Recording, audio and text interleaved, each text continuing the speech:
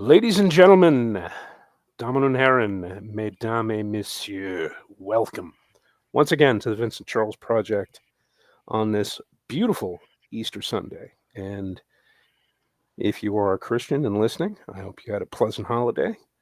If you're not a Christian and you're listening, I hope you had a pleasant Sunday. So, either way, it's all good.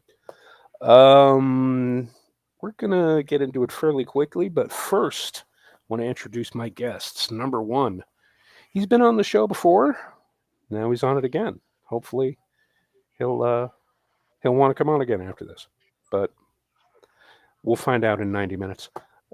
Andrew, say hello. Hello. Was there more? Outstanding. Oh Jesus! Already. Oh, I can feel it. Take stage direction. It's gonna be a good one. Where's my block? Where's my block? Did I hit my mark, Mr. DeMille? This lighting is horrible. And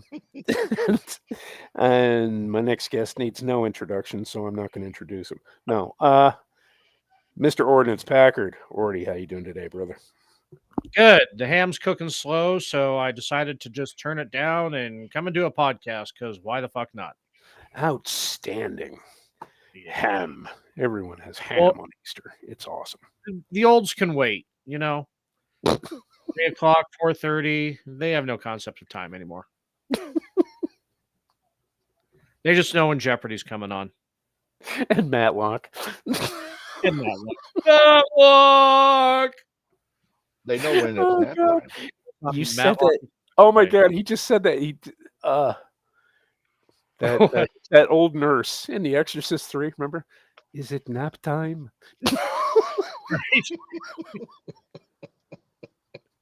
Is it nap time? Nap time, isn't it? Oh God, I love that movie. Greatest police procedural ever made. Seriously. If you haven't seen it, you absolutely should. Yes, because it's on Prime and it's on Tubi, and on Tubi they also have the Legion cut,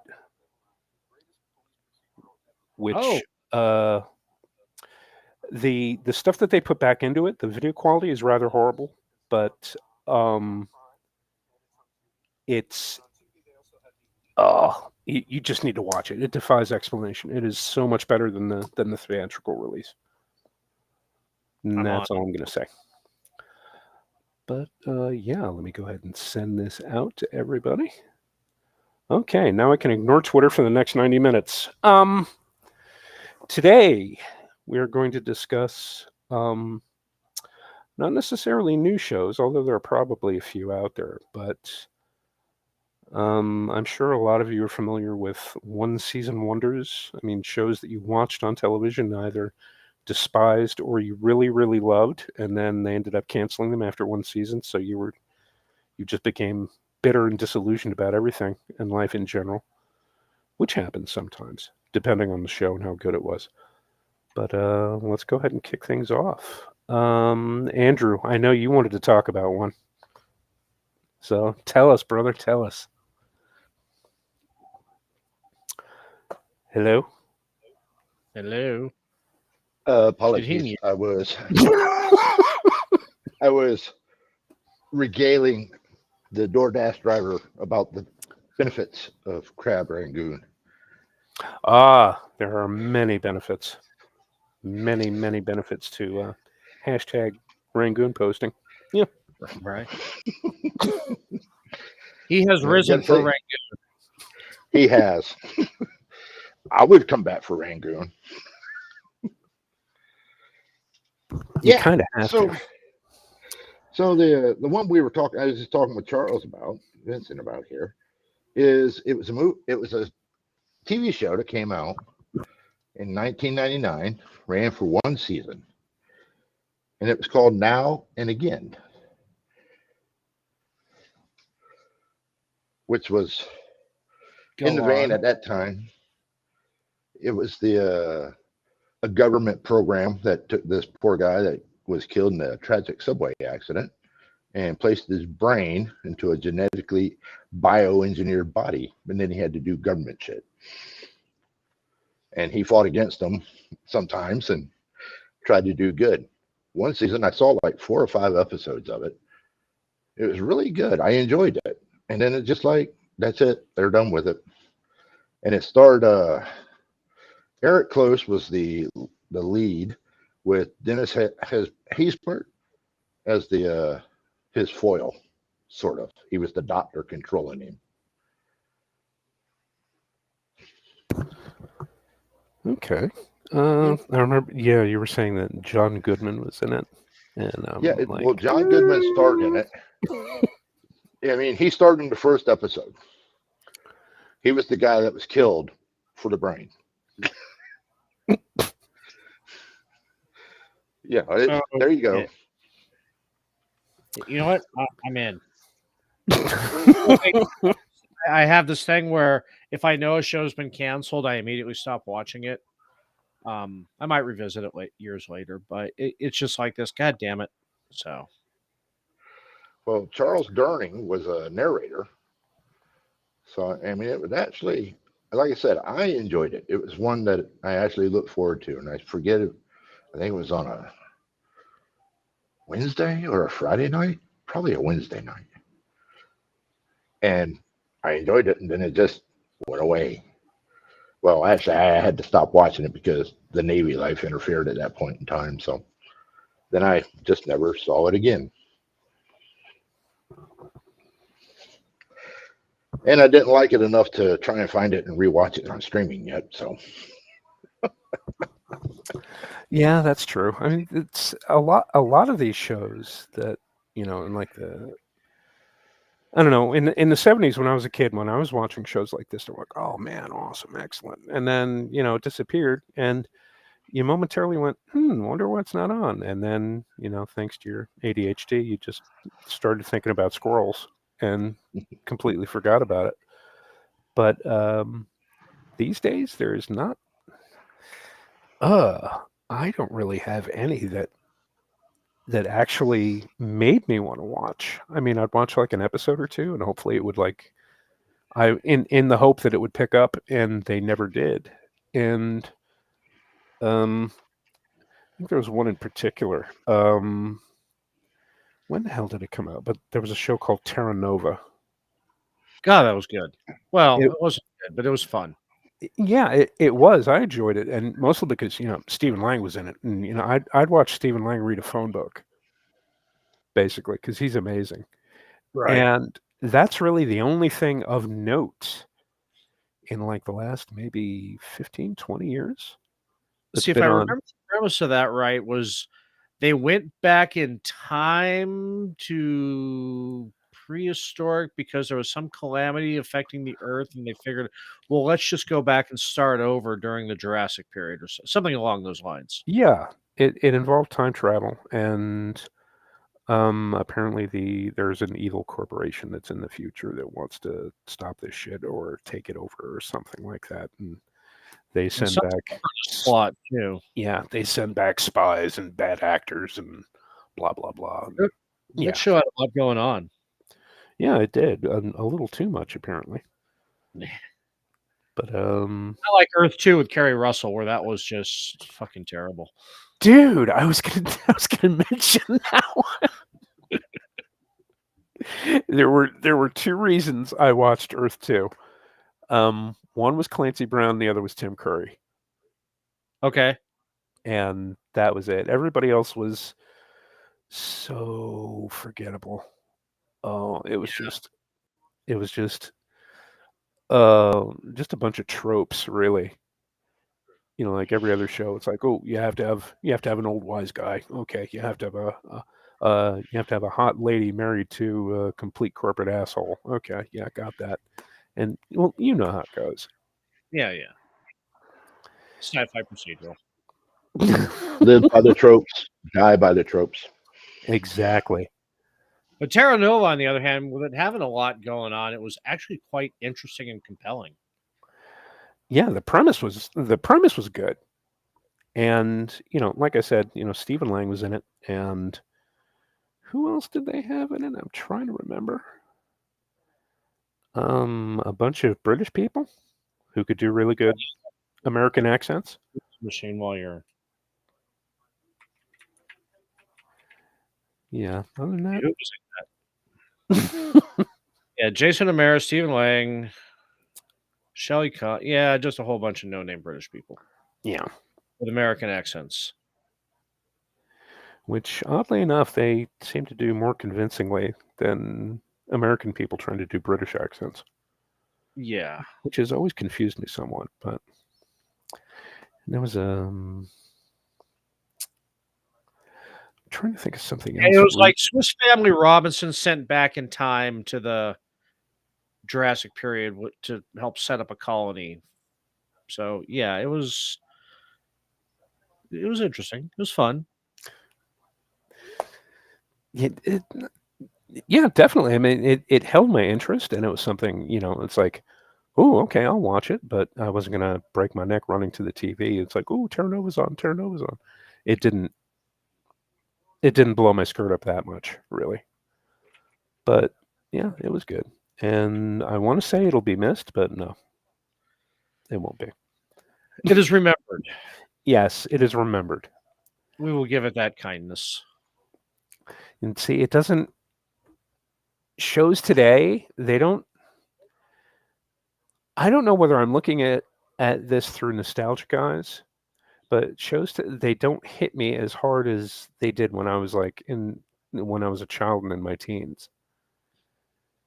Because it's rare, and if it does, it's a streaming. It's nothing on networks. It's something on streaming that just kind of grabs you by the balls and yanks you around through the whole journey. And that's true, because when I was a kid and I was talking to Andrew in the green room before we went on, UFO from Jerry Anderson, the purveyor of Such puppets. a great show. His first live action show with real actors and not puppets, and it was absolutely amazing.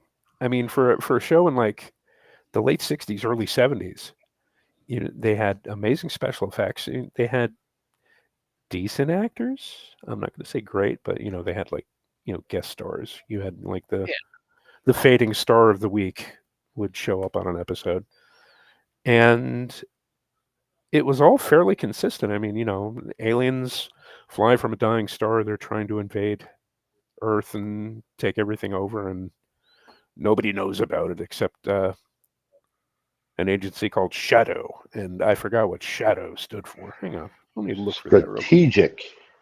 Uh-oh. He knows. I just watched it too. It's like this. I figured Andrew would know because he references this show all the time.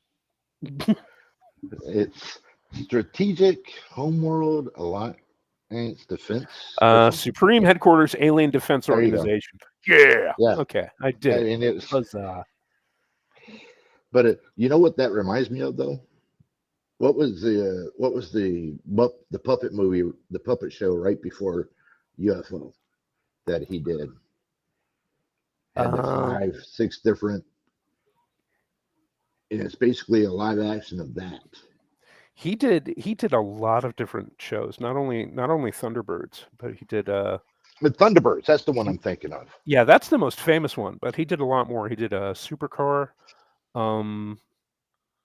Stingray, Fireball, XL6, Joe 90. I think Joe 90 was the last show he did before they started doing UFO. And puppets after a while. But UFO reminds me of Thunderbirds. Oh yeah, definitely. There's that, British 60s space vibe to it, and it's friggin' amazing. The entire purple wigs. Oh god, yeah. The entire aesthetic of that show was just chefkiss.gif, really. Yeah. But I feel like I was lied to. There were no Gullwing cars in the 80s. No, we were lied to, because here we are, we're watching a show made in 1971, takes place in 1980. There's no spacecraft. There's no moon base. There's no purple-haired women in tight silver-fitting outfits. And here we are in 2025. And we have to put warning labels on shampoo. So we do have purple-haired women, though, but not the one. Yeah, not the ones you want. No. So I got to jump in here with one, and I know I've spoken with both of you about this. This is probably my favorite one-season show of all time. Salvage One. Yes, you have told me that on numerous occasions, and God forgive me, I still haven't watched it yet. Okay, to give you all a rundown for those of you out in the crowd who aren't familiar with it. It's Matlock. It's Matlock in space. Yeah. 1979, we were right. I mean, we were kind of like trying to revitalize the space program. You know, it had been a couple of years since the Apollo program and wind down, and the shuttle program was coming online, and they were trying to build up a lot of hype for it. Yeah, they did, 'cause that was around the time they when they shipped the lander over on the 747, and everyone went batshit. Yeah, everybody went batshit. And then they got everybody from Star Trek because they named the orbiter Enterprise, right. And then they had like a big Which was ceremony. basically, it wasn't. Yeah. I don't think the Enterprise actually really went to space. It was just like to drop off of airplanes to test the glide path. Yeah, it was to test gliding, and I think that was one of the ones that went to one of the museums. I'm not sure if that one went to the Smithsonian or the Aerospace Museum, but I think it went to the. I don't know if it's still there. Interesting. They're probably. I need to look I think that they up. sent one to Compton. Anyway, I remember the big thing of them moving it down the streets of LA and had to cut down all the palm trees to get the shuttle down the street. But when they retired the shuttle program. But anyway, Andy Griffith plays Harry Broderick, who's just the salvage dude. He runs a salvage yard. And then he gets an epiphany one night that there's all this junk up in space. He's going to go up and collect it and sell it for money. And it just becomes your basic, your event of the week, some kid trapped in a bomb shelter because those were still things at the time, or there was a couple episodes with an alien that they tried to help out and get up in there, and but it was the basic premise was junkyard guy gets an idea to build a rocket, and they go through the whole process of making it out of like the cement mixer off the back of a cement truck, and he gets this astronaut who was drummed out of NASA for his unorthodox space flight theories, and then they get I don't know, she was played by Trish Stewart. I'm really not entirely sure what her role was in on the show, but it was just good fun. Fucking Matlock, Andy Griffith in space, just being sensible Andy Griffith things, and it was MacGyver in space before MacGyver. Yeah, Junkyard MacGyver. It was Sanford and Son in space. And but it was just good fun. And like they'd always have to, like, NASA'd have some problem up on Skylab that they'd have to go and help out. I mean, it was only 16 episodes. Well, they made 20, but they only aired 16 on ABC. Okay. But it was just absolutely good fun. And when you're a kid and you're big into space programs, like I was 9 at the time, and that was just fucking awesome. It was. But after looking, the Enterprise was sent to the Smithsonian, and there it stayed until 2011, when it was swapped out with Discovery. And the Enterprise was sent to the Intrepid Museum in New York City. And they built a new pavilion for it, and it is still there to this day. So excellent. Yeah, the one they sent to Los Angeles is probably on blocks and all graffitied up. I don't know. Or somebody stole a heat tile to bring to a pawn shop to get some money so they can gamble. Yeah, exactly. It's a real heat tile. I'll give you $25 for it. I got a heat tile, and the third race at Santa Anita is about to start. What do you give me? Best I can do is $20. Turns around, sells it for $1,500. Oh God, more. Fucking Pawn Stars. Don't even get me started with that show. Oh, dude, that's a show that'll make you hate. I know a couple of the experts on there, and they're just fucking cunts. Anyway.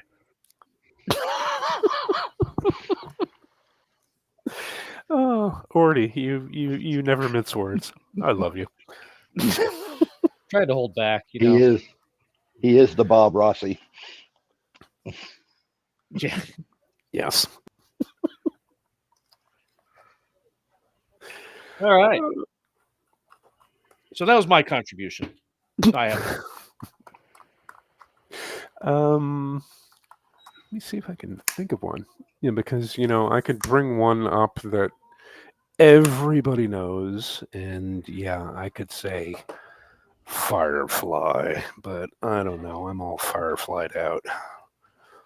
Okay, while you're thinking of one, I've got my backup one, also from '79. This one, some of you may remember, but probably not. I barely remember it. Super Train. No, I do remember that. Oh my god. It Nope. was NBC's answer to the Love Boat or something. Yeah. No, it really was. And this one actually almost And every bankrupt NBC because the train set. I want you to think about this in 1979 dollars, $10 million. yeah. And it was it was nuclear powered, and it had all kinds of bells and whistles. Had a swimming pool, and it had a jogging track, and Yeah, and 5-star restaurants, and mystery and intrigue every week, and it was awesome. yeah, no, yeah, no, it was absolutely Love Boat on rails. But and it was this big, fat, wide train. Just kind of like it looked kind of like the rovers from the original Battlestar Galactica. If they said, you know what, let's make it a fat, squat train too. But it was really Yes, yes. luxurious. Had a full disco in it and everything, or no. The 6-wheeled vehicles from Megaforce. That's what they looked like. Oh my god, yes. Oh Jesus. Oh my god, Oh, I could do an entire 4-hour episode on how much I love that goddamn movie. Oh oh, we're Jesus. doing one. I wrecked that VHS tape. I watched the fuck out of that. But anyway, yeah, Super Train. So, like I said, almost bankrupt NBC, and the leading heavy into, even though it was '79 and the '70s were ending, leading heavy into '70s fashion and, like I said, disco, and just Yeah, kind of, bell bottoms and wide lapels and all that stuff. Yeah, yeah. definitely. I mean, even the Love Boat, they just put everybody in Hawaiian shirts and made them kind of chill. But yeah, this was only 9 episodes on this one, but I remember it distinctly. Oh, dude. Damn, that takes me back. There's another one. Fucking Manimal. You remember Manimal? Yeah. Oh God, a scientist who can take shape, who basically can change into. He's a shapeshifter. He's basically he's basically Odo from Deep Space Nine. Right. Except he had much better hair and a British accent.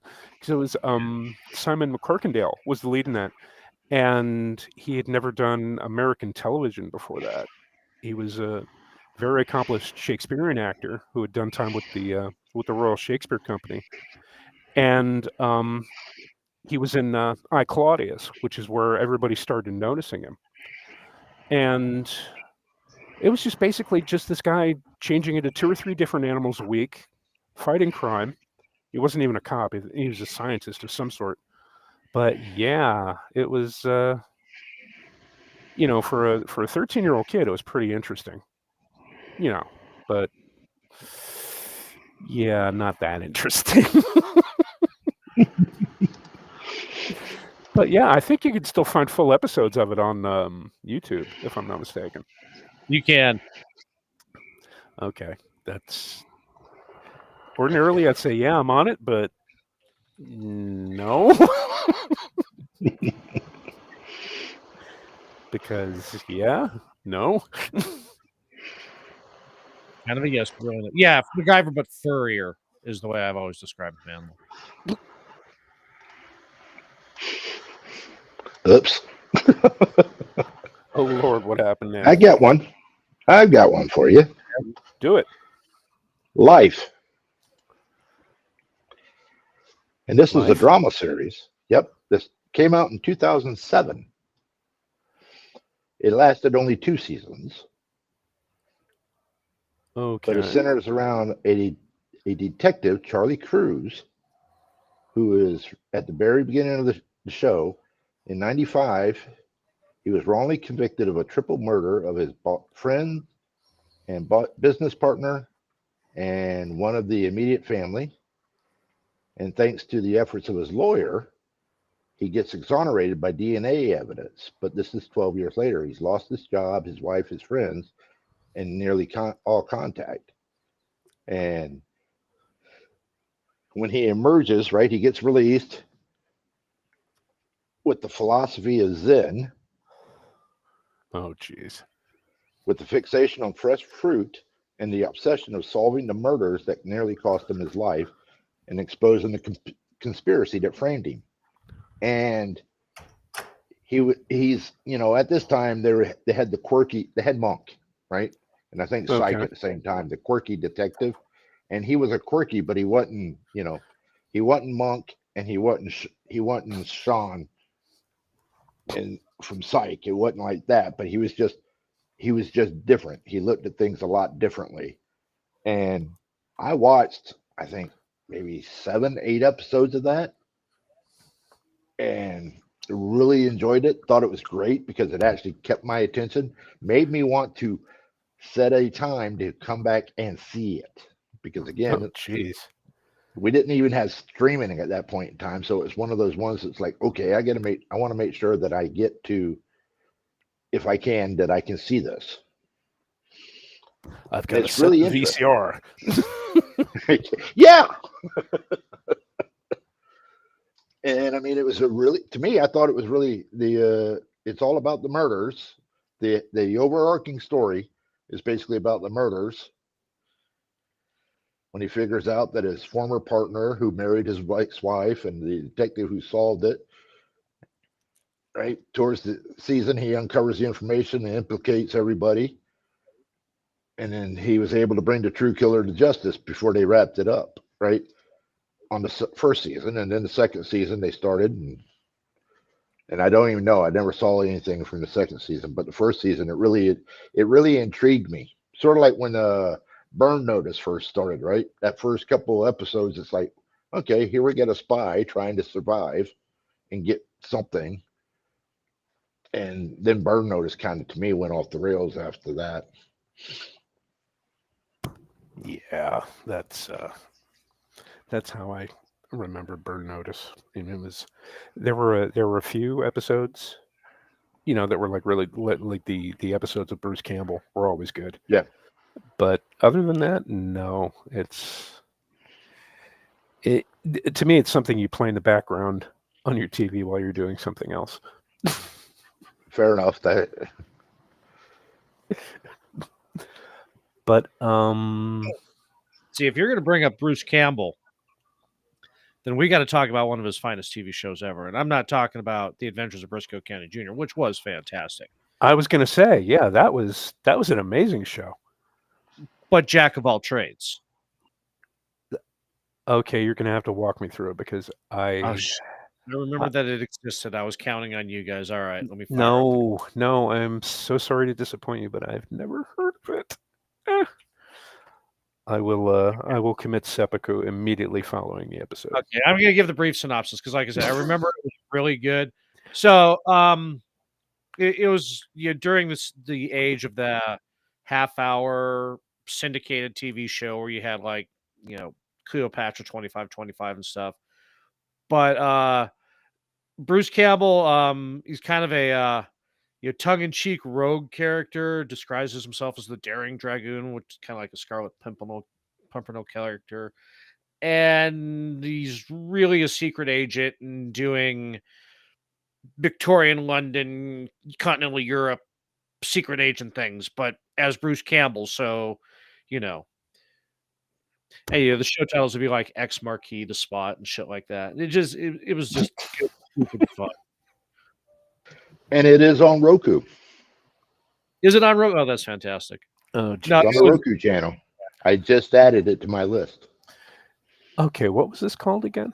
Let me see if Jack Jack of of all all trades. Okay. Now I gotta check and see if it's on Tubi.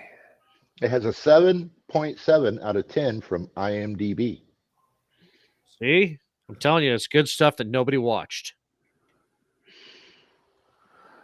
And it's not on Tubi.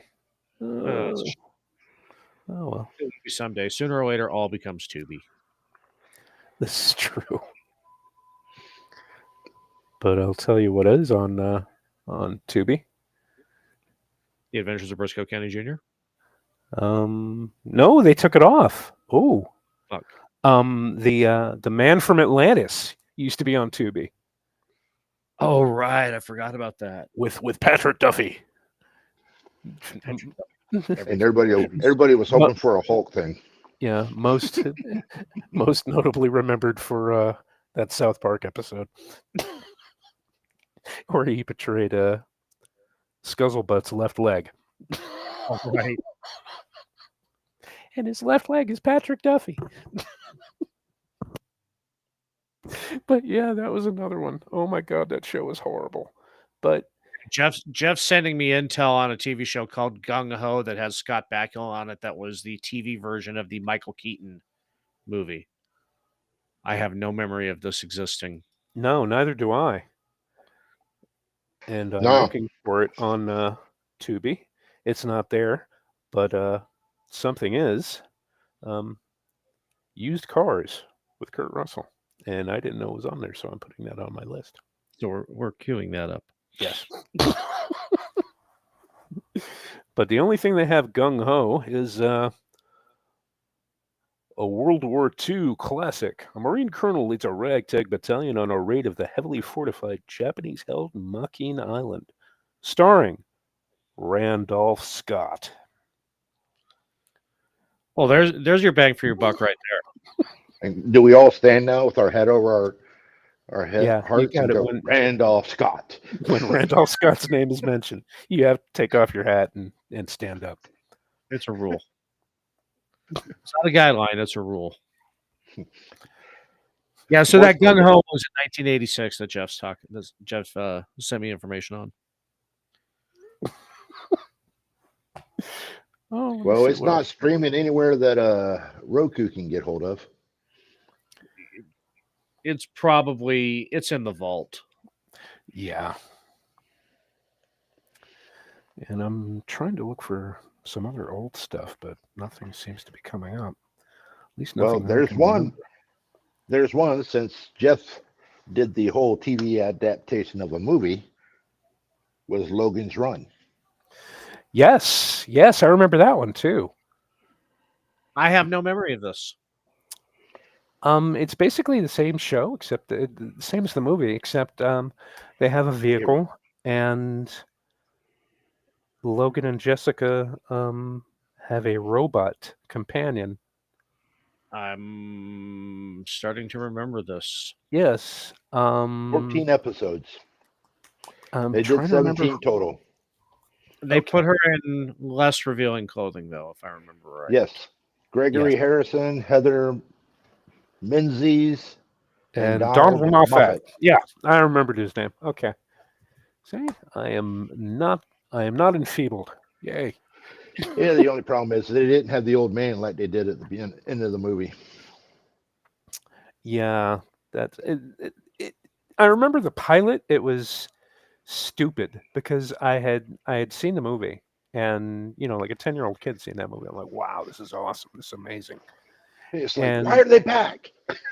Yeah, and apparently the city is run by old people. It was like some kind of like quorum, and yeah, it sounds about as good as I'm making it out to sound like. But With all the memory gaps and just yeah. your neck and feel dripping off your But I think probably the most famous of the 1970s one season wonders, and I'm surprised nobody's brought it up by now. Battlestar Galactica. Well, they had more than one season. No, they only had one season. They had Galactica and They had Battlestar Galactica, and then they had Galactica 1980, which was a different show. and And Terror. and it had Robbie Rist, who was Death for a Television Show. You know, the guy who played Cousin Oliver on the Brady Bunch. Right. Yeah. Yeah, he played Dr. Z on Galactica 1980, and well, we all see how that turned out. Yeah. I remember watching one episode and being a huge Galactica fan, just going, no, fuck this, I'm out. I think they were in Venice Beach or something. I was like, come on. Yeah, it's of course they end up in Southern California. Yeah. I think that was 81, 82 on Galactica 80, or maybe it was even 80. But when you can't hold the interest of a 10-year-old with a space TV show, Yeah, you're doing it all wrong. All of it. And that plus I think like they only had like Lorne Green, and I think he only ended up being in like 2 episodes because I think maybe they filmed all of his material in like one day, and then he said, "Fuck this, I'm out." Right. He's like Bill Murray in Groundhog Day. Okay, let's shoot that again without the sarcasm. No, we got it.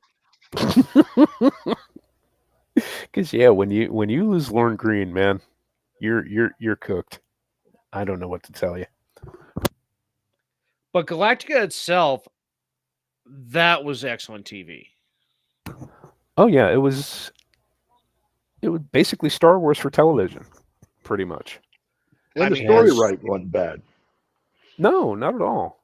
And you know, it was interesting. They had, you know, colorful characters. Well, I'm not going to go out on a limb and say they had characters that you cared about that you wanted to see every week. No, they were all tropes. You know, you had the stalwart serious hero, and then you had the comedy sidekick who was basically fucking Starbuck. And every week they got in zany adventures and found a way out, and then moved on to the next planet for the next show.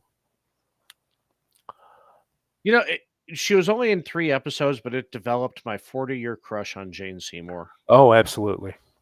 Absolutely. I couldn't tell you the name of another actress that was in that show, but I absolutely and you know, I had kind of a thing for oh god, Sheba too.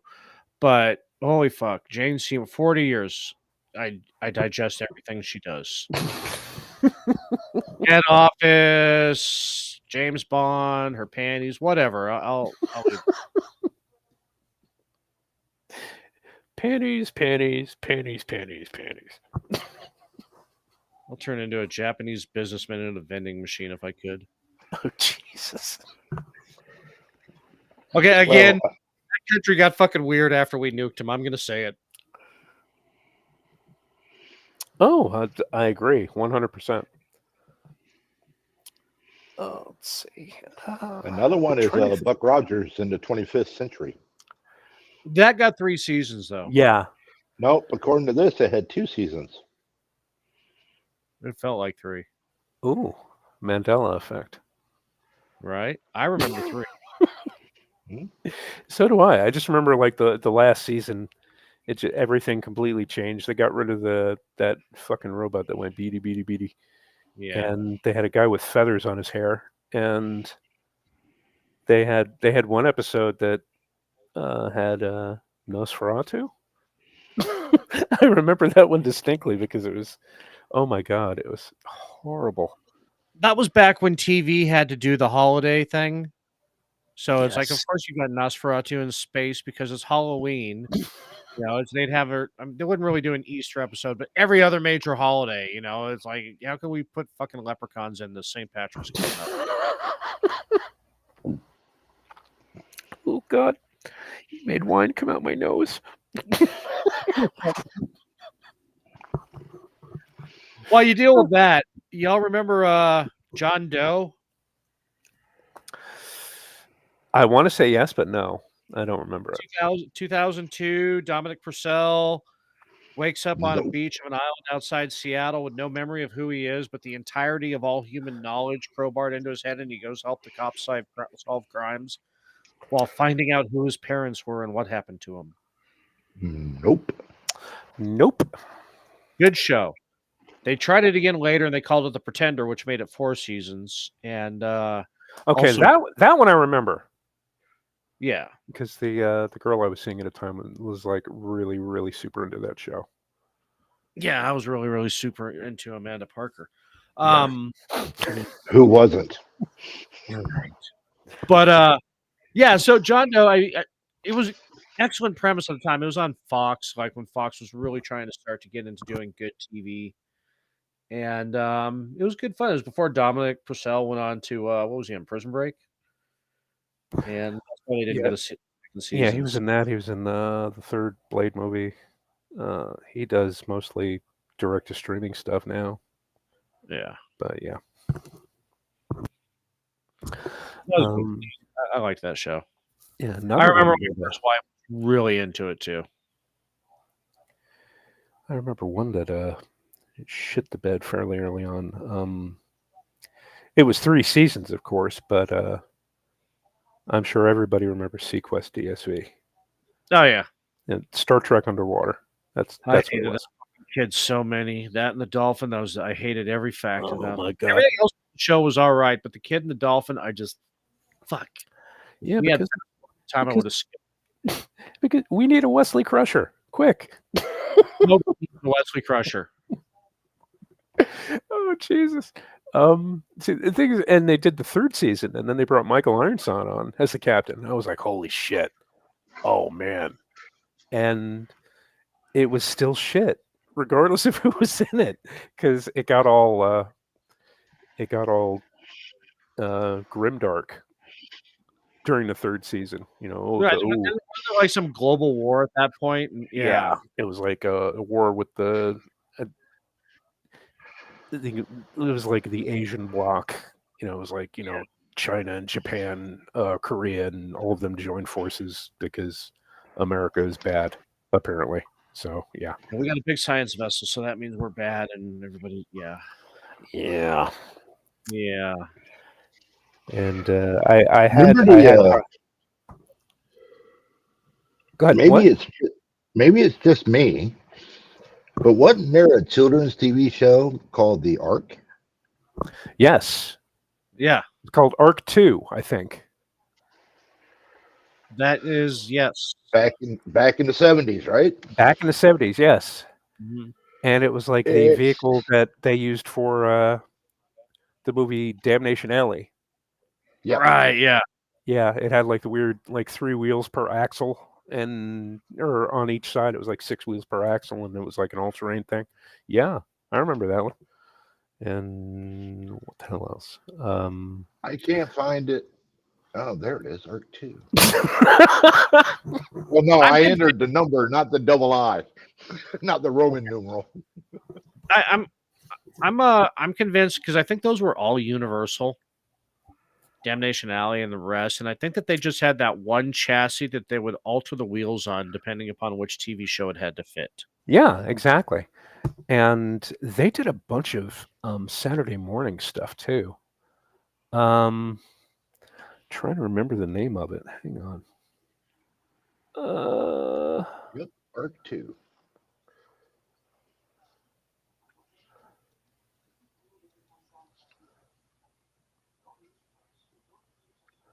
Yes. Space Academy. Did you ever see that? Nope. 1977. It was a live action TV show on Saturday mornings, and let's see. Nobody of note starred in it except Jonathan Harris, who was Dr. Smith. He played the commander, and what I remember, it was interesting. It was entertaining, but Holy shit, is that Jennifer Aniston? yeah, there's a reason it lasted one season. And there was also another show that like used the exact same sets, and I'm trying to remember the name of it. Oh, um, I gotta check on that, Jeff. That's Jason of Star Command. There you go. Oh yeah. Holy shit, that was a horrible show. And I think it was horrible because fucking oh man, they scraped the bottom of the barrel. I mean, they even had James Doohan doing this show. Oh, he needed work. Yeah, he needed work, Fuck, and I forgot that was Jennifer Aniston. Okay, go on. Yeah, because they had him. They had some. Um, no, they had Sid Haig was in it too. Sid Haig played the bad guy, Captain Spaulding from the Rob Zombie movies. All right. But yeah, back in the day, he was the go-to guy for TV bad guy. Yeah, I got to go back to back on these ones because Jeff sent me one, and then I've got the one that I was going to bring up too. So the one that Jeff sent me, he sent me a picture, and then that's what I've been going. Jesus Christ, is that Jennifer Aniston? Ferris Bueller's Day Off, the TV show, Oh my God. which What? was actually, I mean, Ferris Bueller was its own movie, and then you had Parker Lewis Can't Lose. But in that time, you also had, hey, how can we compete with Parker Lewis? You had Ferris Bueller the TV show, Oh jeez. and it had a young Jennifer Aniston in it with the old nose. This was before the facial revamp. I'm looking at the cast too. It looks like Bill Murray's brother played the dad in it, the one that was in Groundhog Day that was choking on the steak. Brian Doyle Murray. Yeah, Yeah, yeah. So it was horribly underrated. He is just as funny, he if is. not He's really good. funnier than his brother. He is amazing. Let's see what Not else. giving me the movie cast, but anyway, he played the dad in it. Oh shit! Because you Oh, mentioned there's one. There's you one. mentioned Jeff Trick. Oh. Go ahead. It's your show, Mr. Charles. I remember because he brought up Ferris Bueller television show, and I'm thinking of horrible television show reboots of movies. And I remember specifically when Animal House came out, Oh they my god! they brought out Delta House, and it had like most of the same actors in it, except John Belushi, who wisely enough said no.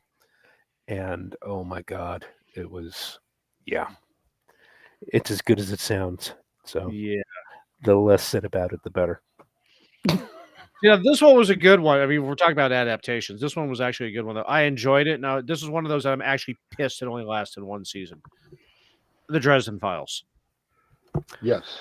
Yes, that was very good. Yeah. That was an awesome show. I'm just finishing up that entire series. Not the show, the books. I was gonna say. Yeah. Oh, hey, we got Janelle and hey Janelle. Hey, now. But Jeff triggered a memory cell, and I'm surprised it actually worked when he posted about Black's Magic because I vaguely remember that with Hal Linden and Harry Morgan, but the magician. See, I have no memory of that one. Neither do I. I do remember Black's Magic. I remember the title, but that's about all I remember of it. But I remember the magician with Bill Bixby. Yes. Yes, I remember that. He went around using his magic to solve crimes, and he drove a white Corvette. And it was really cool because it was like, okay, what magic trick is he doing now?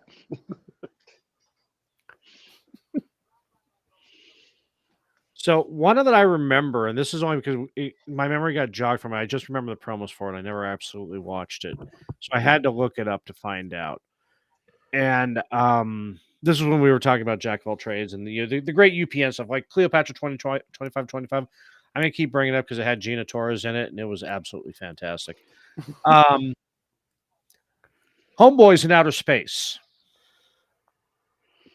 Not ringing a bell. Not ringing a bell. UPN, 1996, 97. Like I said, I only remember. I never actually watched it. I just remember from the spots. Sci-fi sitcom about two black astronauts in a space Winnebago mixing Star Trek and In Living Color. Okay. Nope. That's racist. Yeah. I gotta see who's in this fucking train wreck. Hang on. Oh geez, if it's available anywhere, let me know because this sounds so horrible. I have to watch it. Well, Well, there's one that it's a recent one that I enjoyed it, but everybody else panned it, and that was Cowboy Bebop on Netflix. Oh, the Okay, live action version? yeah, the Yeah, live action's Oh my god. I don't want to disparage your taste too much, Andrew, but that show blew dog.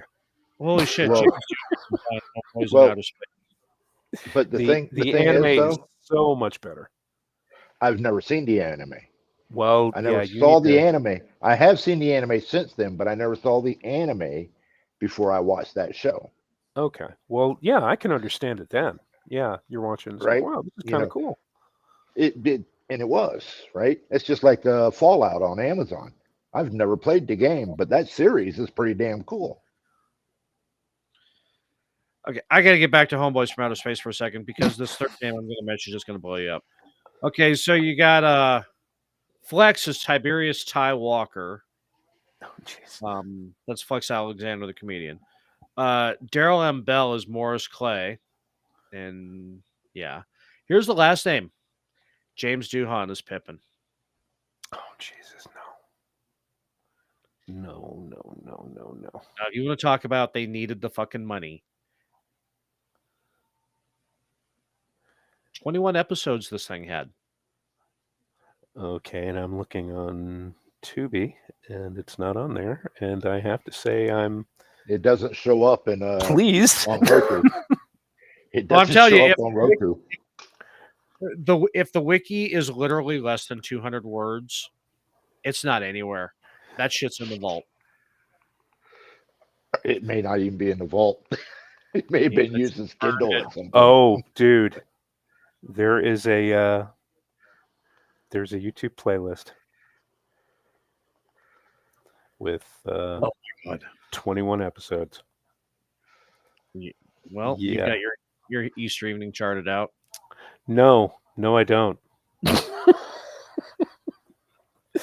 I'm just bringing this up for everyone else. And yeah, Janelle nailed it. Said you might want to check YouTube. Time Tunnel. Janelle just mentioned Time Tunnel.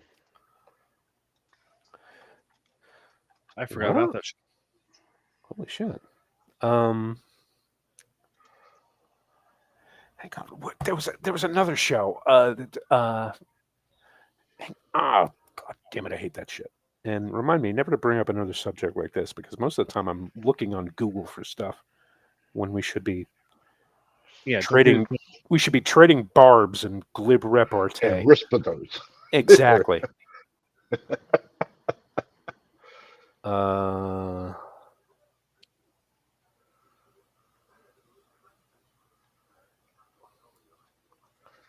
Okay, it was 2 seasons. Time Tracks. Do you remember that one? Yes, that I remember. Yes, that was. Nope. Yeah. Apparently, the In a Nutshell review says gutsy, electrifying, and thrilling. I have to tell you, it was none of these things. It was, yeah. No, it was not. And it was part of the Primetime Entertainment Network. Remember that? PTEN. Yes. Oh my God. That. All of this stuff just opens up floodgates. Was that? What was that, Vincent? That's it. Just said all of this stuff is just opening up the floodgates. I know. Since I brought it up twice, did you guys ever actually see Cleopatra 2525? No, I haven't. Nope. But now that you said it, and you said that Gina Torres is in it, now I think I have to watch it. Yeah, Gina Torres is in it, and so the basic premise of it is in 2001, stripper gets frozen, and she's unfrozen in 2525 by two female warriors fighting against robots that have taken over the world. And the three join forces to escape the underground caves of which humanity has been banished. Okay, the Nutshell review says tense, outlandish, and rousing. Yeah, Okay. it did 28 episodes, so it was just under 2 seasons. I'm going to see if it's streaming anywhere. No, you can buy it on Amazon, though. Don't know if I want to... You do. Do I? I can just check and see. Well, after you watch Jack of All Trades, you can watch that, and then you can get basically my Saturday hangover viewing schedule from the year 2001. Cold pizza, cold Coke, a fuck ton of aspirin, and the lingering taste of kamikazes and regret in my mouth. Oh, God. See, and if Janelle you knew never about sober that. up, you don't have that problem. Well, that's true. And I'm looking, and oh, holy shit. Jack of All Trades has a playlist on YouTube. So, yeah. Okay. Oh. Yeah, Jeff, I totally forgot Gina Torres was on Hercules.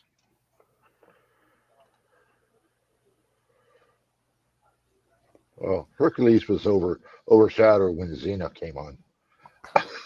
Well, it was. Oh, yeah, obviously. But I got one, and I didn't know this until I looked up at it, that it was only one season. Kojak. I didn't know that was one season either until I was researching the show. I was like, we're doing bad ones, so I can't talk about that. But that was a great show. Oh, The Night Stalker? Oh, yeah, you can find that all over YouTube. There are so many different playlists. Some are better than others because they actually got the DVD set and they ripped them from that. So you've got some in 720 or 1080p. Excellent. Which is cool. But yeah, definitely. Oh man, that's like one of my all-time favorite shows. Yeah, that's a great show. Yeah. Did you ever see the reboot for that? Oh my god. Yeah. Yeah. I know it existed. I watched an episode and then I reframed it in my memory banks as knowing it existed. Yeah. Not a good one. No. Okay. Yeah, I think it's remembered mostly for what was his name? Stuart Townsend, the guy who got fired from playing Aragorn after one day in Lord of the Rings. Yeah.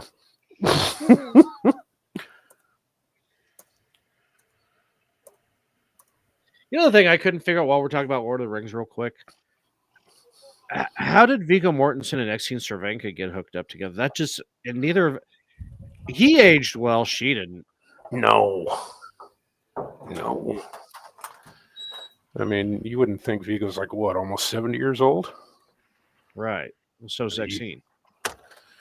Yeah. He still looks like he's like in his late 50s. Yeah, he's just an old Aragorn. It's insane. But let's see what time we got. 6:59. Talk for a few more minutes, and then we are going to go ahead and go to the big giveaway. The big giveaway. The big giveaway. Yes. Which is probably why most everybody is watching, because they don't want to hear three people ranting on about television shows that nobody remembers.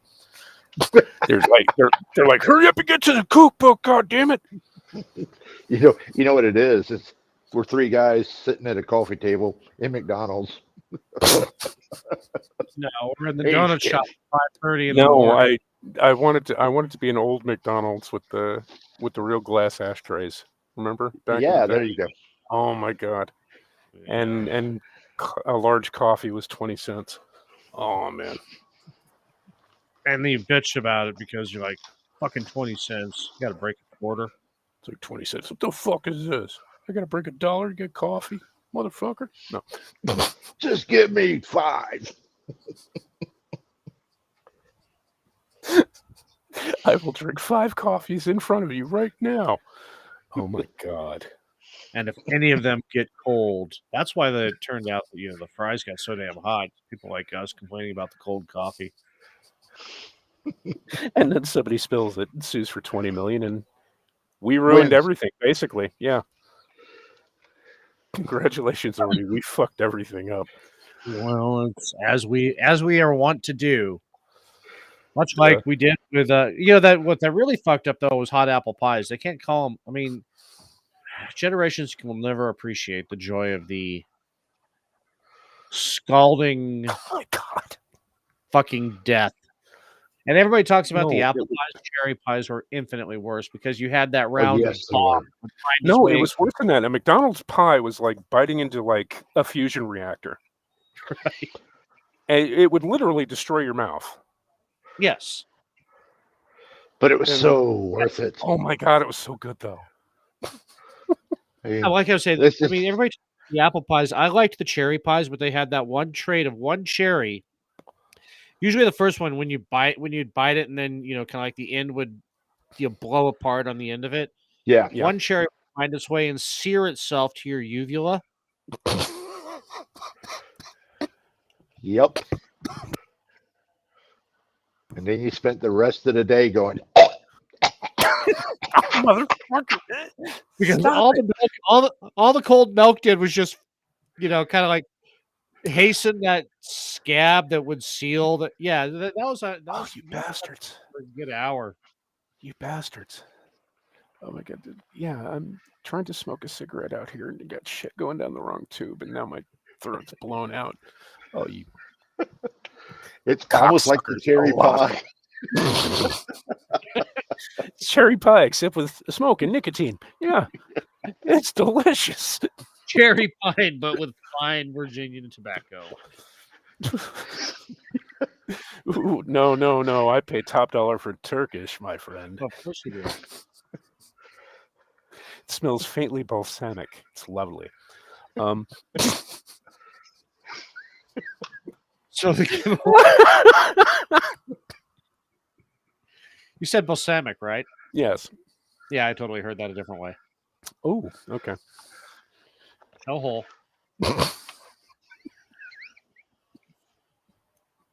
We will not be showing all, much to Gay Biker Dad's chagrin. I've You got to might reply. actually be happy. Get him to DM me show hole because I've got to reply for that. Anyway, the giveaway. Getting away from the whole showing. Or the whole show. Also, yes.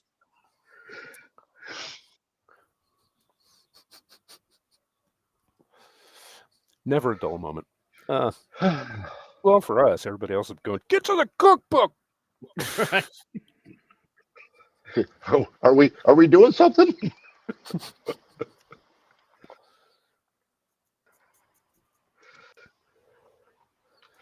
Okay, right on. I'm putting on my cigarette. Lord, and there's a heading lot of back people watching. inside.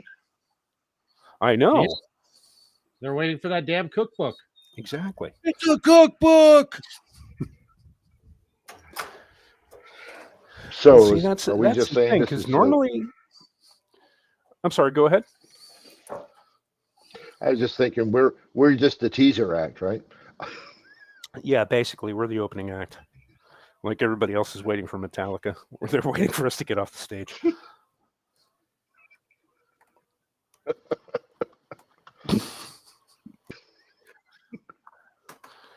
You paid your money. You will now suffer. We may even do an encore.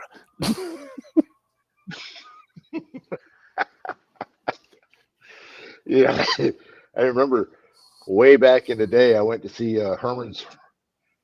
I went to Herman's Hermits. I went to go see Herman's Hermits. Oh my right? God, no. I went to go see Herman's Hermits, and they had a punk rock band open for them. Oh my God. Well, that tracks. And the worst part about it was when the punk band finished, everybody applauded. Yay, they're on stage. Oh Jesus. What loves us? It was like we're here this is 60s music and you put this trash on? Oh Jesus. So how many encores of Mrs. Brown, you've got a lovely daughter. Did they do? They didn't. Oh Jesus! Didn't even play it. Showing up to Herman's Hey. concert. I got robbed.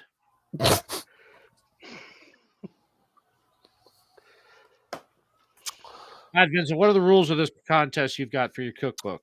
Okay, the rules are basically the rules we had when we had the watch giveaway several weeks ago. We have chosen a number between 1 and 100. And now what we're going to ask the chat to do is to, key in any particular number. Just start guessing. And the first person to get the number that we have already pre-selected will win the cookbook. And then once we have determined a winner, that person, get in touch with either Ordy or myself and provide shipping information. And I will get that sent to you as soon as humanly possible. Is it because I picked the number? It's because I picked the number, isn't it? No, because most people know Ordy, so they'll want Yeah. to talk to you. Me, I'm a nobody. Nobody cares about me. But anyway, we're gonna track the chat. Okay, and I will kick it off by typing in the chat. Ready? Go. Yeah. There we go. All right. Yeah, Bastard and Janelle in my chat, and Janelle just left. So, but I'll keep an eye on my chat. I think all the chats show up on the one. It does, don't they? Yes, they do. Yeah, they do, but it's going to take like maybe a minute or two before the numbers start coming in. So y'all spam that number in there. Just guess.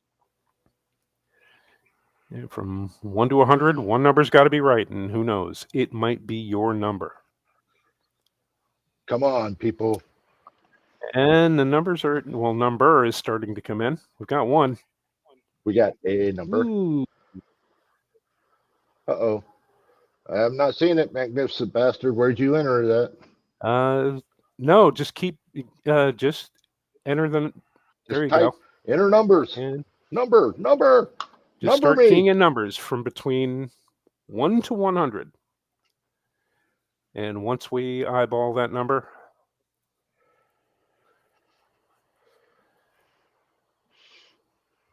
what I hate is in the there we go.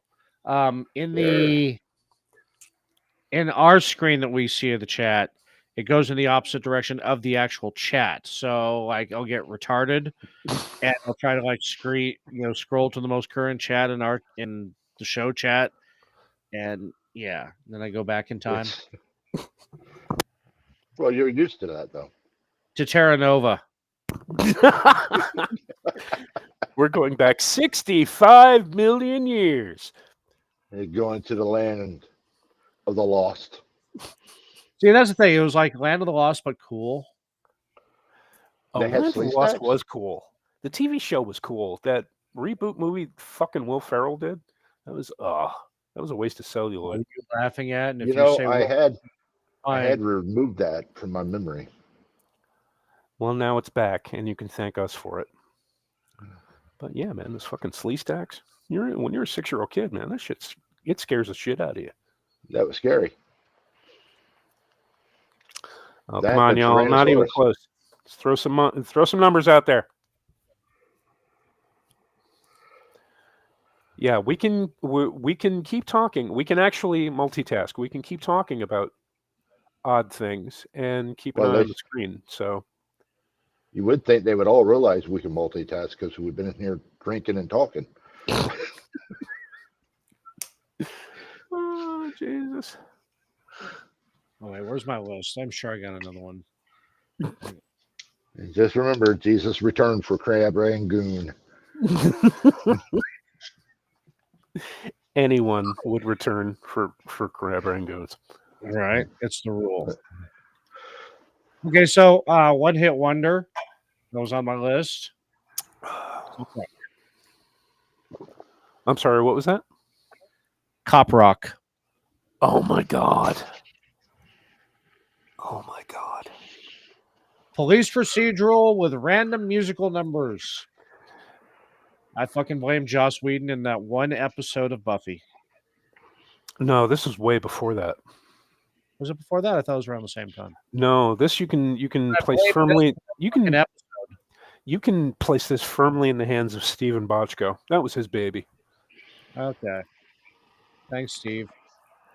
You prick. Prick. Jeez. Let's see. Jeff's given up. Magnificent Bastard's still firing in there. Attaboy. Keep going. Oh, Keep come on. going. We have 473 people watching the show as we speak. And it's People, down come on. Battle. Yeah. Come on. Enter a number. It's like a bidding war. Yeah. Much right. different. All right, let's just put it this way. You either enter a number and get the book, or we will continue to talk. Yeah. There. This show will not end. That's a bold move right there. Ooh, getting closer. Oh. Yeah, they're getting there. It's like hitting the randomizer, guys. Come on. You guys remember the Chevy Chase show? Oh my god. That was I watched one episode of that. I don't remember who the guest was, but all I remember is it was very uncomfortable watching. I just remember that the set screamed of budget cuts. His guest list screamed of budget cuts too. Also true. Oh geez, because I think who else was doing a show at the time? I think Arsenio Hall was doing a talk show at the time, and yeah, everybody went to his show. Yeah, and and no wonder, he was an entertaining host. They had good musical guests and all of this other stuff, and everybody watched it. And there's Chevy Chase, who already had a reputation for being extremely difficult to work with, and extremely difficult to even talk to. So yeah. There you go, Jeff. Throw some numbers out, brother.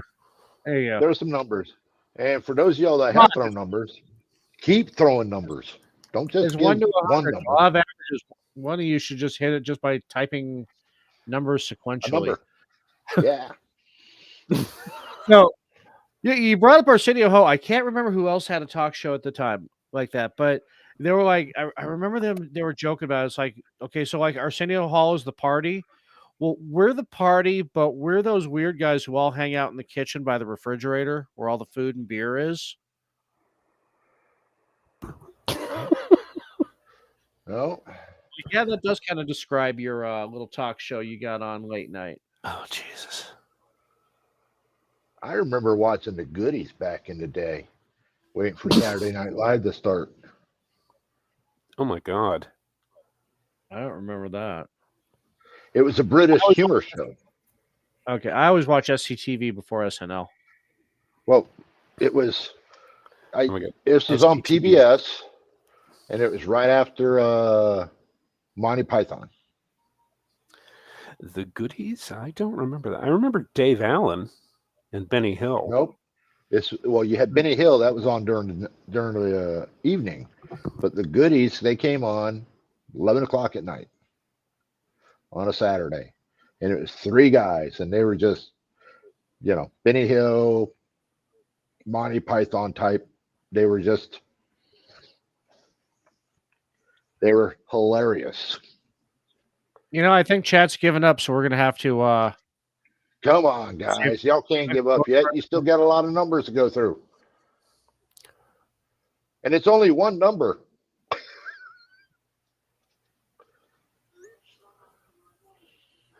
I know a few people are getting close, but come on. You got a few more minutes at least. Phone it in. Dial it in. Phone/dial. Just mash the keyboard. Smash that like button. Hey, keep this up. We can put Baby Shark on for repeat for the next 10 minutes. And don't think we won't do it either. There it is. Up. Got a winner. Holy Miss shit. Vivian. Got a winner. Vivian. Right in. Yes. With 71. Yeah. The magic number. All right. Let's see. That's not in my chat, so that must be one of yours. I believe it is. I believe that because she was on. Yep, she's in my chat. Okay. Good try though, MB and Jeff. You gave it everything you had. But woman's intuition just jumps right in and nails that. When passed to pick the number, I remembered 69 would be too easy, so I did 71, which is 69 with 2 fingers up the ass. Yep. The whole thought process that went into that picking the number. And we All were. right, Ms. I was going to say you just got to 68, reach which out. is. She just got to reach out to Ordy or Vincent. Nope. Reach out. Yeah. Let me see. I think. And if she necessary, follows reach out me. to me and I'll pass your deets on. Hang on. Let me check if I have a Vivian in my list.